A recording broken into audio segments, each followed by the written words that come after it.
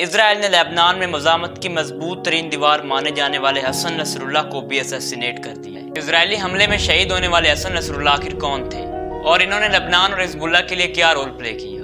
Hezbollah के secretary general Hasan Nasrallah 31 अगस्त 1960 को Beirut में पैदा हुए। उन्होंने इब्तदाई तालीम बैरूत के इलाके ताइर से हासिल की। 1976 में हसन नसरुल्लाह इराक के शहर नजफ में मुंतकिल हो गए, जहां उन्होंने मदरसे में दाखिला लिया। 1978 में हसन नसरुल्लाह को इराक से बेदखल कर दिया गया, जब सुन्नी अक्सरियत हुकूमत ने सरगर्म शिया कारकुनों को मुल्क से बेदखल किया। उस वक्त लेबनान में सिविल वॉर शुरू हो चुकी थी। हसन नसरुल्लाह ने 1982 में इसराइल के बैरूत पे हमले के बाद हिजबुल्लाह में शमूलियत इख्तियार की। 1999 में वो अपनी दीनी तालीम पूरी करने के लिए दोबारा नजफ चले गए। हसन नसरुल्लाह 1992 में हिजबुल्लाह के सरबराह मुंतखब हुए। 1992 में हिजबुल्लाह के सरबराह अब्बास अल मूसवी की शहादत के बाद हसन नसरुल्लाह को हिजबुल्लाह का नया सरबराह मुंतखब किया गया। हसन नसरुल्लाह की क़यादत में हिजबुल्लाह की इंतहाई ताकतवर मुज़ामती तंजीम बन के उभरा। हिजबुल्लाह ने रॉकेट्स और ड्रोन्स के जरिए अपनी ताकत को उभारा। 2006 में हिजबुल्लाह और इसराइल के दरमियान होने वाली जंग में हिजबुल्लाह ने काफ़ी टफ टाइम दिया इसराइल को, जिसके बाद हिजबुल्लाह की शराइत पे जंग बंदी हुई।